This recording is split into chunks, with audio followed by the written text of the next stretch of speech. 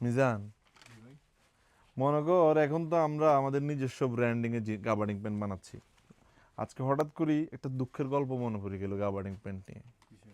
মানে যখন দোকানদারি স্টার্ট করছিলাম তখন তো আর আমাদের নিজেদের ব্র্যান্ড ছিল না, আমি কিনে কিনে প্রোডাক্ট বিক্রি করতাম। তো ধর একটা প্যান্ট আমি 400 টাকায় কিনছি, গাবার্ডিং প্যান্ট, এটা 500 টাকায় সেল করব। স্বাভাবিক না? দোকান খরচ, 100 টাকা লাভ। নতুন নতুন তো এইভাবেই চলতাম। তো আমার দোকানে আমরা তো বিভিন্ন জনকে, ভাই ব্রাদাররা আসলে এরা কিনা দাম দিত। তো আমাদের কাপড় চোপড় দোকানদারদের একটা নিয়ম হচ্ছে যে কি, আল্লাহর কসম এটা 500 টাকা কিনা, বলি বলি 500 টাকা দিয়ে বিক্রি করে।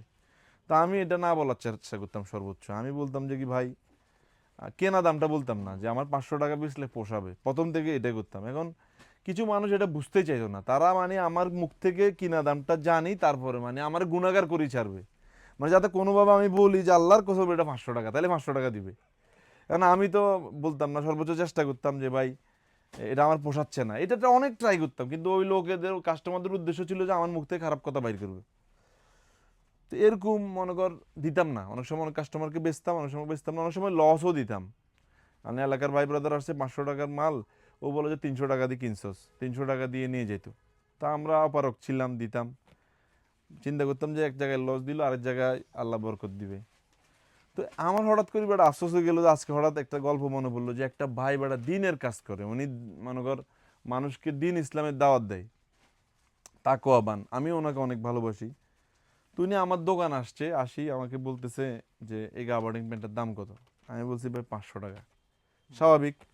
কিন্তু উনি যদি আমাকে বলতো যে তোমাকে আমি 400 টাকা দিব, আমি ওনার থেকে নিতাম। উনি যদি বলতো যে ভাই তোমাকে আমি 200 টাকা দিব, আমার তো টাকা নাই, আমি তাও নিতাম। যদি উনি বলতো যে আমি তোমার টাকাই দিব না, এটা মাগনা নিব, তাও হয়তো আমার দেয়া লাগতো। মানে ওনাকে আমি এতটা পছন্দ করি। সে ভাইটা কি করছে, একজন নেতাকে নিয়ে আসছে, মানে একজন পাওয়ারফুল মানুষকে নিয়ে আসছে, যার এলাকায় অনেক মান সম্মান, মানে পাওয়ার আছে, যার কথায় অনেকজনের উঠা বসা।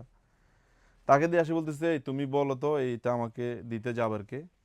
তো আমি কষ্ট পাইলাম, আমি বলি, ওনাকে বলার দরকার কি, আপনি বললেই তো আমি দিতে পারি।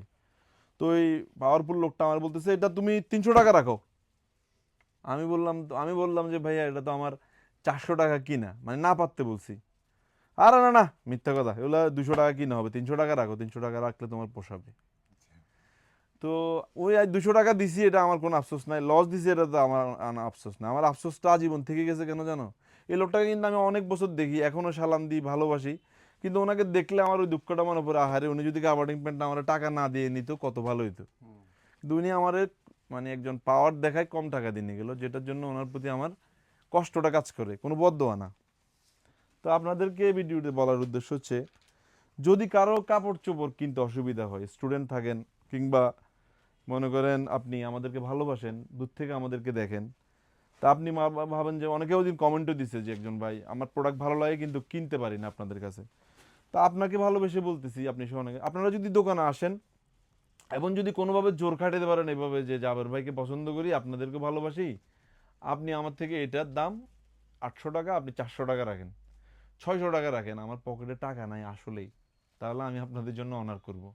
আর যদি কেউ বলেন যে না আমার কাছে একদম টাকা নাই, আমার খাবার টাকাও নাই, প্যান্ট পরবো কি, তাদের জন্য কিন্তু গিফটের একটা ব্যবস্থা আমরা করবো ইনশাল্লাহ।